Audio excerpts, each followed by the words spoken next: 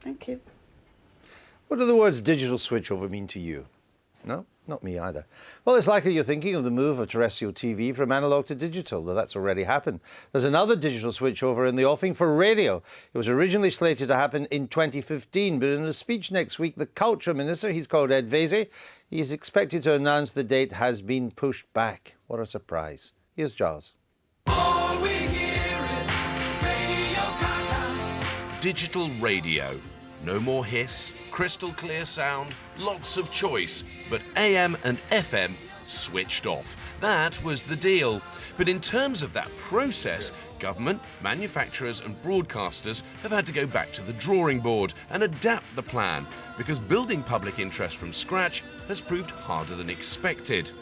Here at Pure Radio's Hertfordshire headquarters, as engineers test and design the innards that make digital radios work, they made a commercial decision to create sets that get both signals.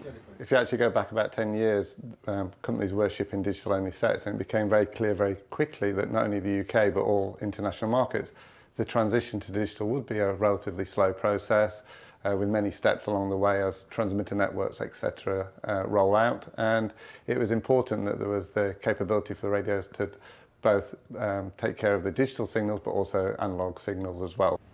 That's a recognition that even though they're world leaders in digital radio, and that this country leads the world in hardware and software inside them, in terms of the method of transmission, which they don't control, the public seem not to be entirely on the same wavelength. The original idea was that when digital listening reached 50%, people would have 2 years to switch over. Now, digital listening is below that. So what I'm saying is, I don't think we should give people this narrow 2-year window. I think instead we should look for digital listening to be 75% before we decide on the switchover date. So far, only a fifth of us have switched. Just 1 in 20 have it in our cars. Smaller FM stations have complained at the much higher cost to broadcast, and that coverage in areas is patchy. And of course, if you don't have a digital set, if analogue is switched off, you'll have to buy one. In the middle of a cost of living crisis, I think that's just a cost that people don't need. It might cost somebody between £20 and £50 at home and £100 to convert their car. And that's really quite a lot of money. But digital will be the future, that's not in doubt. Next week, the government announces plans for that timetable, and the industry, a UK success story, is wary. When it comes to processor core technology, the kind of electronics that's driving this graphics program and makes digital radios work, Britain leads the world. But when it comes to business, and all businesses, the last thing they want and need is uncertainty. Once you've got certainty, a business like ourselves, we can actually plan around that, but there's lots of ancillary businesses. The radio stations, the retailers can plan around that and make sure that they're actually preparing their product range, their product strategies and their delivery of digital radio ready for the consumer. But ultimately, it's what's in the best interest of the consumer. And today, if we're able to give a certainty to digital radio switchover, consumers can start to make sure that when they're buying a new radio or a product with radio inside, that digital is standard in that product. It seems in the world of digital radio, politicking has potential risks, and nobody wants the idea to become a complete turn-off. That was our Giles reporting. We've been joined by Ford Ennals. He's the Chief Executive of Digital Radio UK, responsible for preparing the ground for digital switchover. So let's just start with the basics. What will it mean for our viewers who are listening to Radio 4 at the moment, Radio 2 on FM? Well, good afternoon. The Minister, Ed Vaizey, will be making a speech at the BBC on Monday. What he'll do is he'll confirm that digital is the future for radio. That's the direction we're heading. He will say we are planning a digital switchover. What he won't say is that he's setting a date, right. And we'll talk about that. He will say that there'll be government investment with broadcaster investment for building out coverage so that we can get the coverage up to FM equivalents. And I think that's the question. What does that mean? That means that if you can get FM radio, you'll be able to get both national and local DAB radio. And I think that's been the gap for DAB. People love DAB if they've got great reception. If they haven't, they're concerned. Yeah. And what we need to reassure people is that they will get a robust and clear signal. Well, I mean, it would seem pretty basic that you're not going to force us to switch until you've got the signal right. just as we did with TV, that was the whole program, was building transmitters so that everyone could get the signal. And I would reassure certainly your viewers that will happen on radio as well. You asked a question about FM and what will it mean. I think what government will also confirm on Monday is that they are going to sustain FM alongside DAB, much as we've had. Well, that's like now. Much as we've had medium wave and FM alongside each other. But at the point of a switchover, and I think also the Minister will say it's not going to happen in 2015.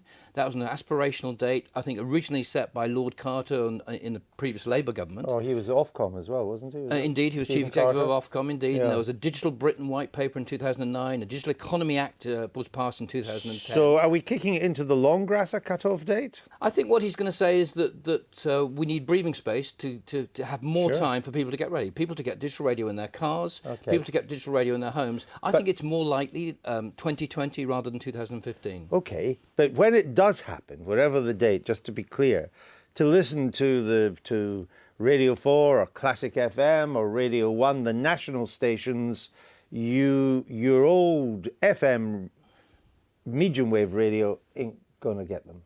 Well, your digital radios that you get today, they have FM as well. So what will happen is local stations, small stations, community stations will stay on FM at the moment. No, I've got that, but I'm talking about the big national stations. You need to get a digital set or listen on your iPad or your tablet or your iPhone.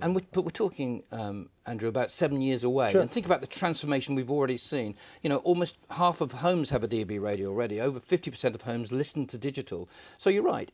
At that point that there is a switchover, there will be a transition of the national BBC services from FM to DAB and online and other platforms. Will there still be cricket on the long wave?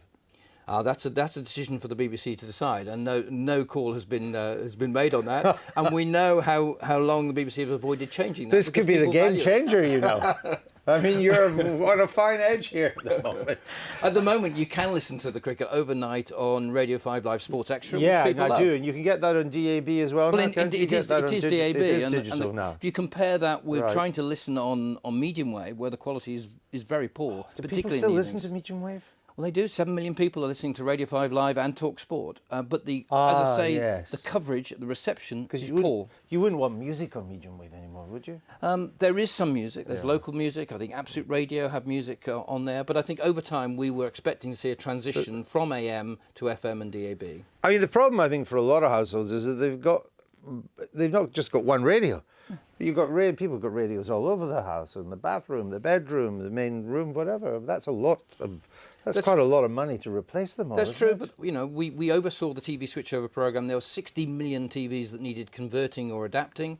In the home, Ofcom say there's about 2 radios that everyone is using. So a lot of radios, I think, are probably dormant and in a cupboard. But there are 2 radios being used. But what isn't widely realised is that all the people that have switched to Freeview in the next couple of years, that signal could be gone as well.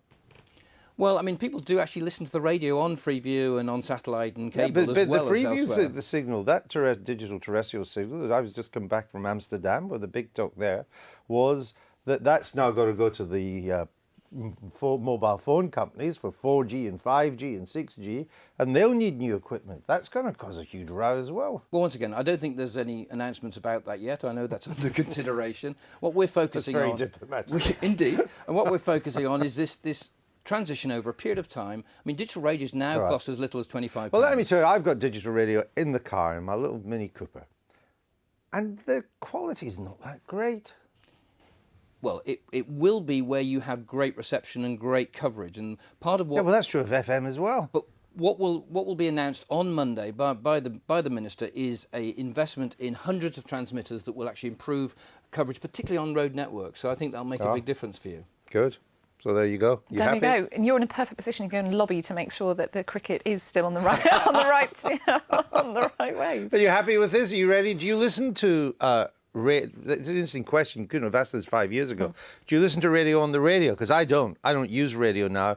I get it all through my tablet and my smartphone. Mainly, and I love it. Mainly through tablet and smartphone, but I've also got one of these boxes which you put your iPhone in the top, and that's a digital radio as well. Right, and that allows you to get better sound as well with the box. I mean, there are. I mean, the more it's very interesting that the old steam radio, whose death has been predicted again and again.